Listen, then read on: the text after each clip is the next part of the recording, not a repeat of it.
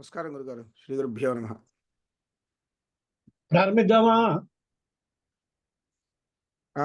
ఇంకొక నిమిషం ఉంది గురుగారు 6కి. సరే సరే. ఎలా ఉంది లండన్ లో పరిస్థితి? బానే ఉందా ఇప్పుడు? ప్రస్తుతానికి బానే ఉందండి. కానీ చాలా గొడవలు జరుగుతున్నాయి. బంగ్లాదేశ్ యొక్క ఎఫెక్ట్ దాని మీద పడుతున్నది అంటున్నారు మరి. ఇప్పుడైతే ఏం లేదు గురుగారు. అంత సేట్ ఏమి. మరి అక్కడ ఇక్కడ ఏమైనా జరుగుతున్నాయేమో తెలియదు మాకు. బట్ మేమున్న చోట అయితే బాగా కామ్‌గానే ఉంది. ఓకే. ఓకే. మీ ఆఫీస్‌కి మీకు బాగా దూరమా? మీరుండే లొకాలిటీ ఎక్కడండి లండన్‌లో? నేనుండేది లండన్‌కి అక్స్ బ్రిడ్జ్ అని, అంటే మేము ఔటర్ వెస్ట్ లండన్‌లో ఉంటాం గురుగారు. పశ్చిమ ఓకే. లండన్. ఓకే. అదేలెండి. నమస్కారం గురుగారు. ప్రారంభిద్దామండి. పరమిద్దాం అండి. ప్రారంభిద్దాం.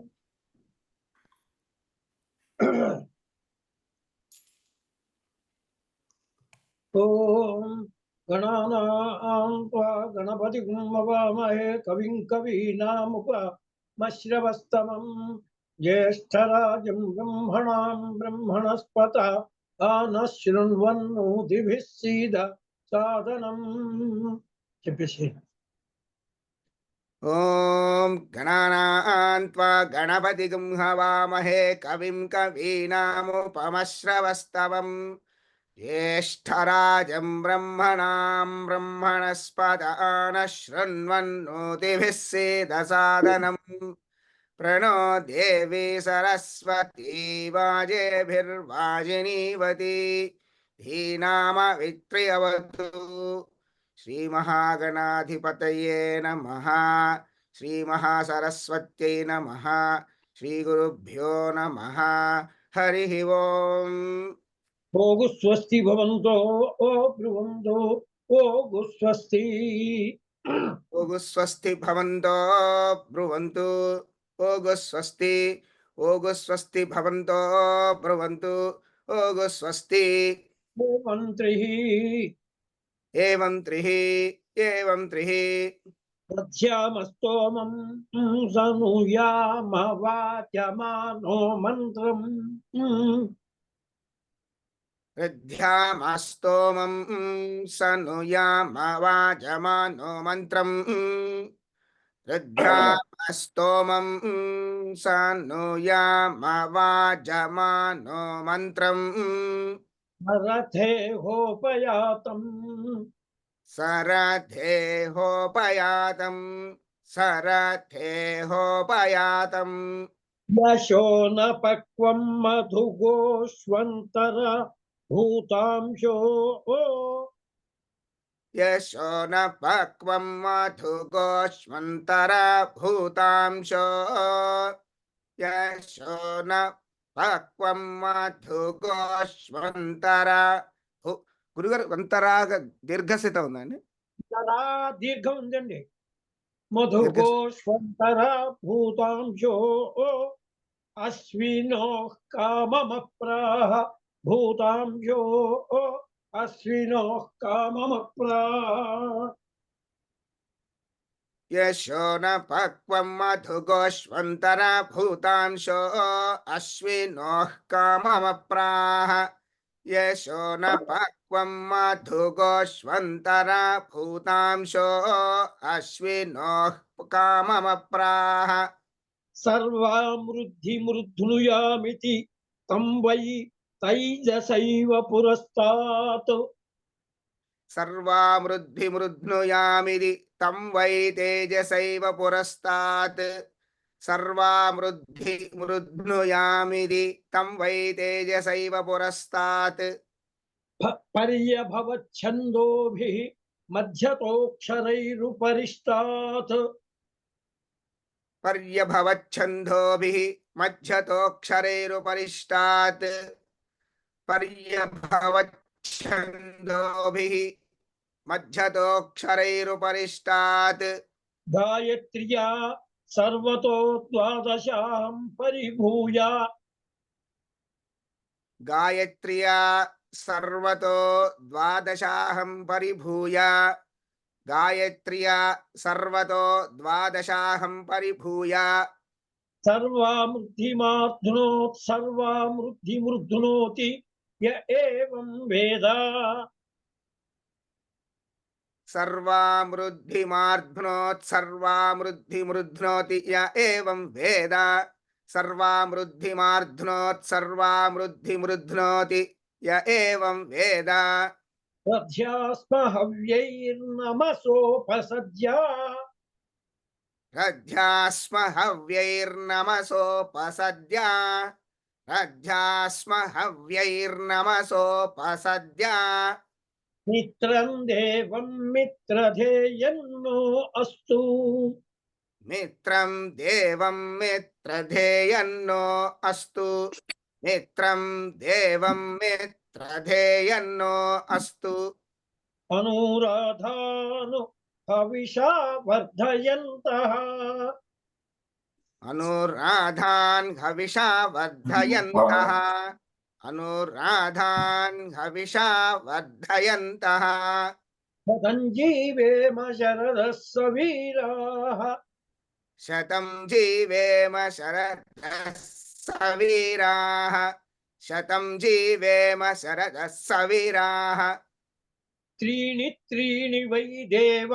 देवानामृद्धानि त्रीणि त्रीणि वै देवानामृद्धानि त्रीणि त्रीणि वै देवानामृद्धानि त्रीणि छन्दागुंसि त्रीणि सवनानि त्रय इमे लोकाः त्रीणि छन्दागुंसि त्रीणि सवनानि त्रय इमे लोकाः त्रीणि छन्दागुंसि त्रीणि सवनानि त्रय इमे लोकाः अरध्यामेव तद्वीर्य येषु लोकेषु प्रतिष्ठति रथ्यामेव तद्वीर्य येषु लोकेषु प्रतिष्ठति रथ्यामेव तद्वीर्य येषु लोकेषु प्रतिष्ठति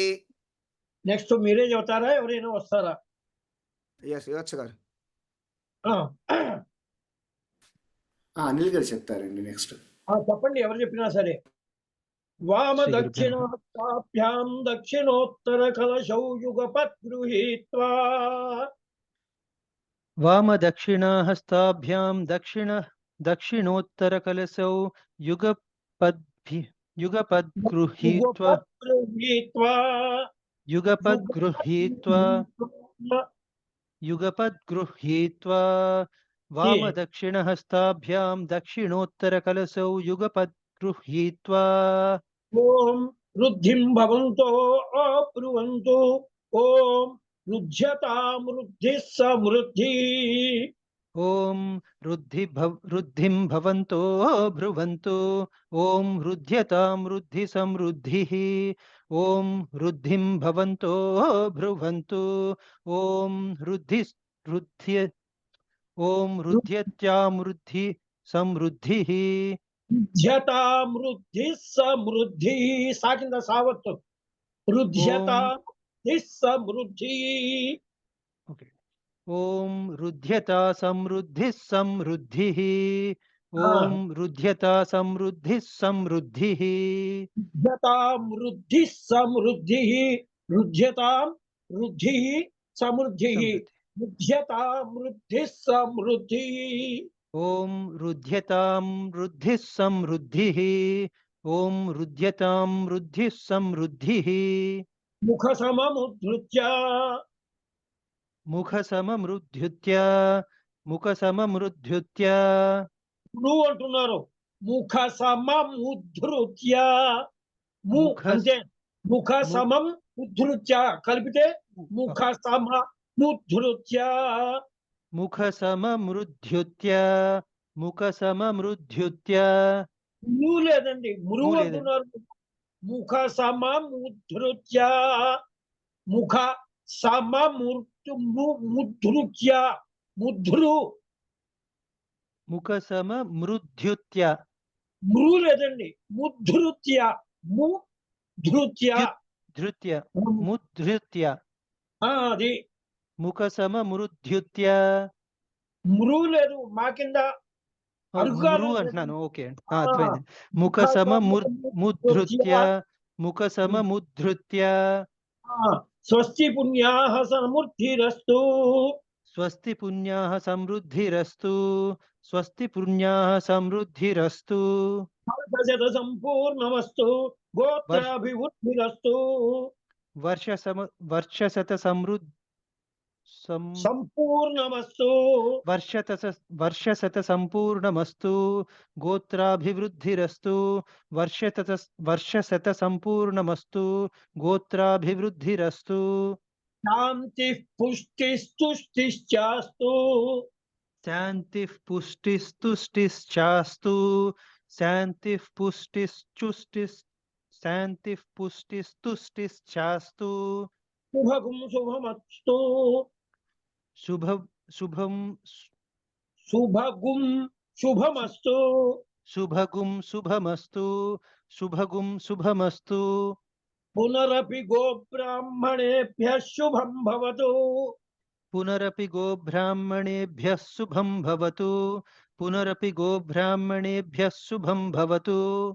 సర్వసంపదస్తు. సర్వసంపదస్తు. సర్వసంపదస్తు. భగవాన్ వాస్తోస్పతిః ప్రియతామితి భవంతో బ్రువంతు. భగవాన్ వాస్తోష్పతిః ప్రియతాం ఇతి భవంతో బ్రువంతు. భగవాన్ వాస్తోష్పతిః ప్రియతాం ఇతి భవంతో బ్రువంతు. భగవాన్ వాస్తోస్పతిః ప్రీయతాం. భగవాన్ వాస్తోష్పతిః ప్రీయతాం. భగవాన్ వాస్తోష్పతిః ప్రీయతాం. శుచీవో హవ్యామరుతః శుచీనాగుం. శుచీవో హవ్యామరుతః శుచీనాగుం. శుచీవో హవ్యామరుతః శుచీనాగుం. శుచిగుం హినోమ్యధ్వరగుం శుచిభ్యః. శుచిగుం హినో మధ్వరగుం శుచిభ్యః. శుచిగుం హినో మధ్వరగుం శుచిభ్యః. శుచిగుం హినోమ్య మా కింద యావత్తు. శుచిగుం హినోమ్యధ్వరగుం శుచిభ్యః. శుచిగుం హినోమ్యధ్వరగుం శుచిభ్యః. శుచిగుం హినోమ్యధ్వరగుం శుచిభ్యః. రా మధ్యకి. శుచిగుం హినోమ్యధ్వరగుం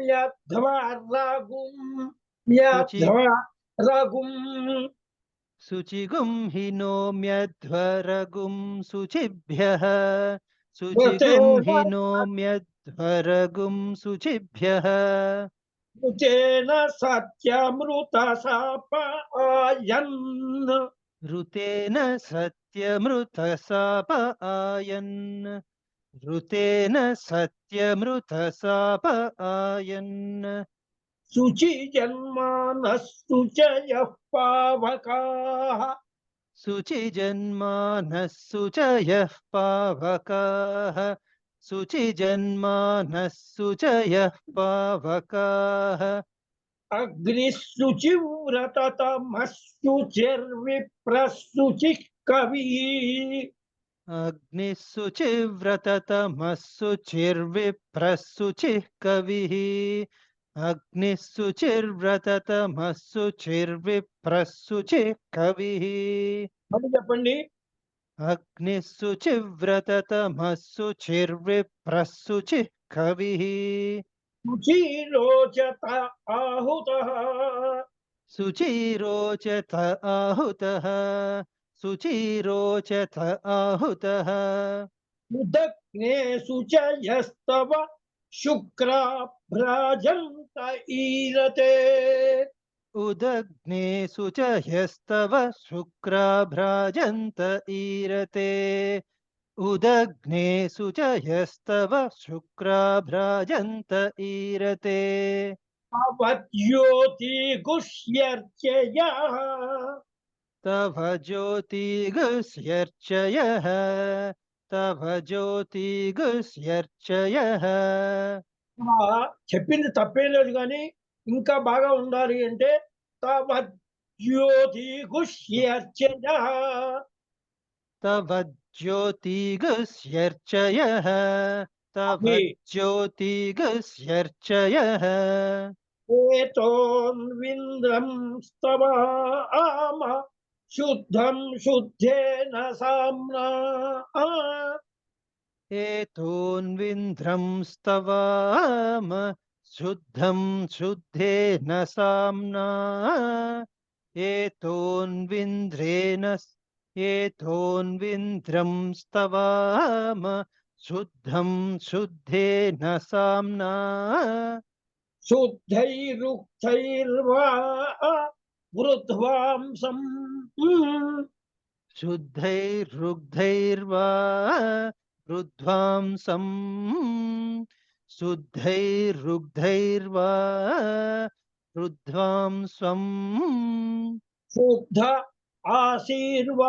आशीर्वान्ममत्तु शुद्ध आशीर्वान्ममत्तु शुद्ध आशीर्वान्ममत्तु इंद्र शुद्धो नागहि शुद्ध शुद्धाभिरूतिभिः इंद्र शुद्धो न आगहि शुद्ध शुद्धाभिरूतिभिः इंद्र शुद्धो न आगहि शुद्ध शुद्धाभिरूतिभिः మళ్ళీ చెప్పండి इंद्र शुद्धो न आगहि शुद्ध शुद्धाभिरूतिभिः शुद्धो रयिन्निदारय शुद्धो ममति सौम्यः शुद्धो रयिन्निधारय शुद्धो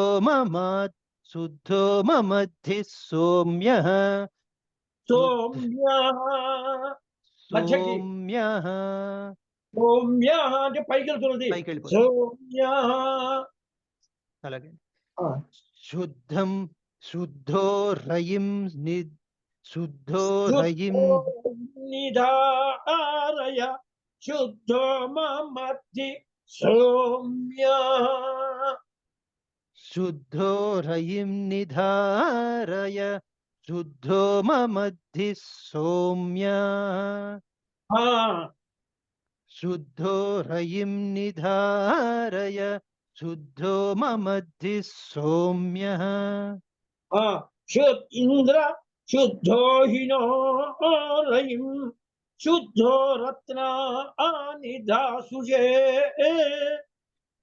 इंद्र शुद्धो हिनो इंद्र शुद्धो हिनो रयिं शुद्धो रत्नानि दासुषे इंद्र शुद्धो हिनो रयिं शुद्धो रत्नानि दासुषे శుద్ధో వృత్రాణి జిఘ్నసే शुद्धो वृत्राणि जिघ्नसे शुद्धो वृत्राणि जिघ्नसे శుద్ధో వాజం శిశాససి शुद्धो वाजं सिशाससि शुद्धो वाजं सिशाससि నెక్స్ట్ ఎవరైనా వస్తారా మీరే చెబుతారా ఎవరైనా వస్తారా गणेश నెక్స్ట్ గురుగారు ఒక సందేహం గురుగారు అక్కడ ఆ, అది సౌమ్య దగ్గర విసర్గం ఉందా గురుగారు శుద్ధో మధ్య విసర్గలు ఉన్నాయి సౌమ్య వస్తుందా సౌమ్య వస్తుందా గురుగారు అక్కడ సౌమ్యః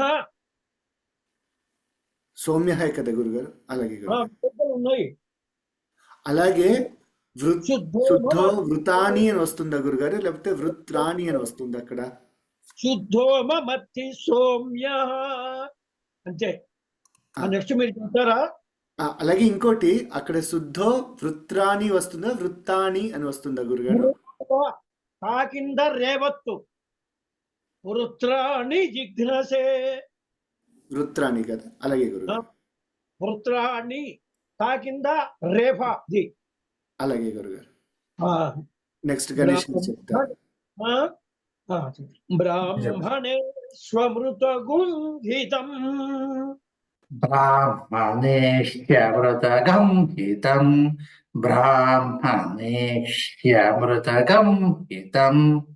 శ్యా కాదండి, శ్వ వావత్తు. బ్రాహ్మణే శ్వమృతగుంహితం. బ్రాహ్మణేష్వమృతగం హితం. బ్రాహ్మణేష్వమృతగం హితం. ఏన దేవా పవిత్రేణ. येन देवा पवित्रेण. येन देवा पवित्रेण. ఆత్మానం పునతే సదా. आत्मानं पुनते सदा. आत्मानं पुनते सदा. ఆత్మానం పునతే. ఆత్మానం పునతే సదా. आत्मानं पुनते सदा. आत्मानं पुनते सदा. మళ్ళీ ఇంకో మాట. आत्मानं पुनते सदा.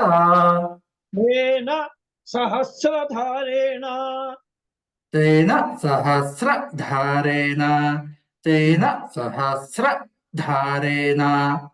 పావమాన్య పునంతు మా. पावमान्य पुनन्तु मा. पावमान्य पुनन्तु मा. రాజా పత్యం పవిత్రం. प्राजापत्यं पवित्रं. प्राजापत्यं पवित्रं. యతోద్యామగుం హిరణ్మయం. सतोऽद्यामगं हिरण्मयं. सतोऽद्यामगं हिरण्मयं. పెట్టాదండి. చేతోద్యామగుం హిరణ్మయం. सतोऽद्यामगं हिरण्मयं. सतोऽद्यामगं. రా కింద చెప్తారండి. హిరణ్మయం. सतोऽद्यामगं हिरण्मयं. हिरण्मयं. తేన బ్రహ్మవిదో వయం. तेन ब्रह्मविदो वयं. तेन ब्रह्मविदो वयं. పూతం బ్రహ్మ పునీమహే. भूतं ब्रह्म पुनीमहे. भूतं ब्रह्म पुनीमहे. ఇంద్రస్సు నీతి సహ మా పునాతు. इन्द्रसुनीति सह मा पुनातु. इन्द्रसुनीति सह मा पुनातु. సోమస్వస్త్య వరుణ సమీత్య. सोमस्त्य वरुणः समीच्य. सोमस्वस्य वरुणः समीच्य. వరుణ సమీత్య. वरुणः समीच्य. ఆ పైకి అంటున్నారు, రూపైకి రండి. వరుణ సమీత్య. वरुणः समीच्य. వరుణ సమీత్య. वरुणः समीच्य. वरुणः समीच्य. నమో రాజా ఆప్రమృణాభిః పునాతు మా. यमो राजा प्रभृणाभिः पुनातु मा. यमो राजा प्रभृणाभिः पुनातु मा. జాతవేద మూర్జయంచ పునాతు. जातवेद जयन्त्या पुनातु. जातवेद जयन्त्या पुनातु. అదండి. జాతవేద మూర్జయంత్యా పునాతు. మళ్ళీ ఇంకో మాట చెప్పండి అలాగే. जातवेदा नोर्जयन्त्या पुनातु जातवेदा नोर्जयन्त्या पुनातु నెక్స్ట్ ఎవరైనా వస్తారా మీరే చెబుతారా? నెక్స్ట్ శేఖర్ గారు శేఖర్ గారు చెప్పండి.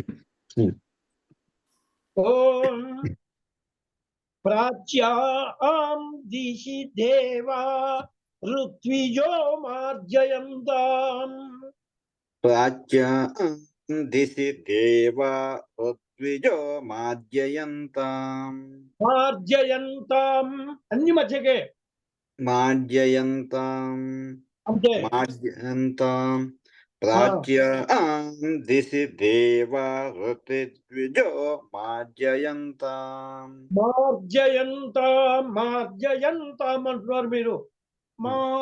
అన్ని కూడా అంతే.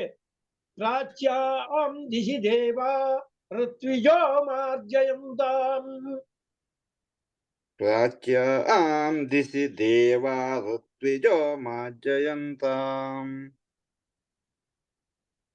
దక్షిణాయాం దిశి మాసా పితరో మార్జయంతాం దక్షిణాయాం దిశి మాసా పితరో మాజ్యయంతాం దక్షిణాయాం దిశి మాసా పితరో మాజ్యయంతాం దిశి మాసా పితరో మార్జయంతాం అన్ని సమానంగా మధ్యకే. పితరో మార్జయంతాం పితరో మాజ్యయంతాం పితరో మాజ్యయంతాం ప్రతీచ్యాం దిశి గృహా పశవో మార్జయంతాం ప్రతీచ్యాం దిశి గృహా పశవో మాజ్యయంతాం ప్రతీచ్యాం దిశి గృహా పశవో మాజ్యయంతాం మార్జయంతాం మాజ్యయంతాం మాజ్యయంతాం ఉదీచ్యాం దిశ్యాప ఓషధయో వనస్పతయో మార్జయంతాం ఉదీచ్యాం దిశ్యాప ఓషధయో వనస్పతయో మాజ్యయంతాం ఇలా చెప్పండి. ఉదీచ్యాం దిశ్యాప ఓషధయో అక్కడ దాకా చెప్పండి. ఉదీచ్యాం దిశ్యాప ఓషధయో ఉదీచ్యాం దిశాప ఓషధయో చెప్పారు కానీ నాకు తృప్తిగా లేదండి. ఉదీచ్యాం దిశ్యాప ఓషధయో ఉదీచ్యాం దిశ్యాప ఓషధయో అది ఉదీచ్యాం దిశ్యాప ఓషధయో వనస్పతయో మార్జయంతాం వనస్పతయో మాజ్యయంతాం వనస్పతయో మాజ్యయంతాం ఊర్ధ్వాయాం దిశి యజ్ఞ సంవత్సరో ఊర్ధ్వాయాం దిశి సంవత్సరో యజ్ఞ ఊర్ధ్వ సంవత్సరో యజ్ఞ సంవత్సరో యజ్ఞ సంవత్సరో మీరు చెప్పండి. ఊర్జ ఊర్ధ్వాయాం దిశి యజ్ఞ సంవత్సరో ఊర్ధ్వాయాం దిశి యజ్ఞ సంవత్సరో ఊర్ధ్వాయ యజ్ఞపతయంతాం యజ్ఞపతమాజ్యయంతాం యజ్ఞపతమాజ్యయంతాం నెక్స్ట్ మీరే చెబుతారా ఎవరైనా చెబుతారా? గురుగారు నేను చెప్తాను. చెప్పండి. ఏతేభ్యో బ్రాహ్మణేభ్యో నానా గోత్రేభ్యో నానానామభ్యా ఏతేభ్యో బ్రాహ్మణేభ్యో నానాగోత్రేభ్యో నానానామభ్యః ఏతేభ్యో బ్రాహ్మణేభ్యో నానాగోత్రేభ్యో నానానామాభ్యః లక్ష్మీనారాయణ ఉమామహేశ్వర ఆదిత్యాది నవగ్రహ స్వరూపేభ్యః లక్ష్మీనారాయణో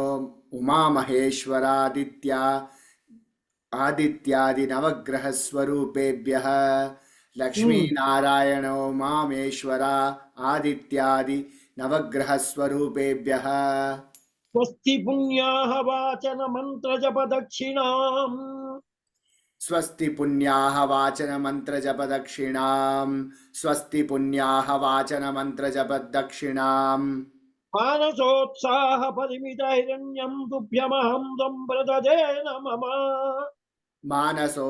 మానసోత్సాహ క్షమించండి మానసోత్సాహ పరిమిత హిరణ్యస్ తుభ్యం సంప్రదో తుభ్యమహం సంప్రదదే నమః తుభ్యమహం సంప్రదేన మమ సంప్రదదే పరిమిత హిరణ్యం తుభ్యమః సంప్రదదేన మమ పరిమిత హిరణ్యం తుభ్యమహం సంప్రదదేన మమ పరిమితాన్ని కాదండి, అక్కడ అపరిమితాన్ని చెప్పాలి. అక్కడ విభక్తి కనుక మార్చి విడగొట్టినప్పుడు అదే ఇక్కడ స్వరూప దక్షిణ మానసో మంత్ర జప దక్షిణాం అన్నాం కదా. మానసోత్సాహ పరిమిత కాదు, మానసోత్సాహ అపరిమిత అని అక్కడ అర్థం. హిరణ్యం తుభ్యం సంప్రదదే నమః చెప్పండి. వాస్తోస్పతే ప్రతిజానీష్యస్మాన్ స్వావేశో అనమీవో భవానః. ఓం వాస్తోస్పతే ప్రతిజానీహ్యస్మాన్ స్వవేషో అనమీవో భవానః. ఓం వాత్సోస్పతే ప్రతిజానీహ్యస్మాన్ స్వవేషో అనమీవో భవానః. అస్మాన్ స్వా దీర్ఘం అస్మాన్ స్వావేశోరి అస్మాన్ స్వవేషో అనమీవో భవానః. అనమీవో భవానః. ప్రేమహే ప్రతితన్నో జుషస్వజన్న ఏతి ద్విపదేశం చతుష్పదే. యత్వేమహే ప్రతితన్నో జుషస్వసన్న ఏది ద్విపదేశం చతుష్పదే. యత్వేమహే ప్రతితన్నో జుషస్వసన్న ఏది ద్విపదేశం చతుష్పదే. యత్వేమహే ప్రతితన్నో జుషస్వ. యత్వేమహే హే కిందకండి. యత్వేమహే ప్రతితన్నో జుషస్వ. క్షమించండి గురు. యత్వేమహే ప్రతితన్నో జుషస్వ.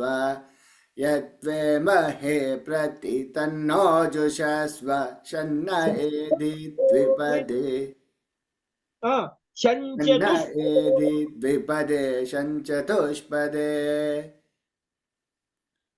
వాస్తోస్పతే శక్మయా. వాస్తోస్పతే ప్రతిషడ్మయా. వాస్తోస్పతే ప్రతిషడ్మయా. వాస్తోస్పతే షగ్మయా. వాస్తోస్పతే షడ్మయా. అంటే మళ్ళీ చెప్పండి. వాస్తోస్పతే షడ్మయా. సగుం సదాతే సగుం సదాతే సగుం సజాతే అబ్దాతే ప్రజాతే సదాతే సదాతే అన్నట్టు ఇది ఎంతో కొత్త పాఠం కదా ఇది. అవును సరే గురుగారు. ఆపేద్దాం. ఇప్పటిదాకా నేను ఇదేంటి ఇలా చెబుతాను ఏంటి అనుకున్నాను. సరే ఆపేద్దామండి. సరిగ్గా 11:03 అయింది. మళ్ళీ పాపం ఉద్యోగస్తులు ఉంటారు కదా, ఇబ్బంది కాకుండా ఆపేద్దాం. అలాగే హరి ఓం. శ్రీ గురుభ్యో నమః. హరి హరి ఓం. ఓం. గురుభ్యో నమః.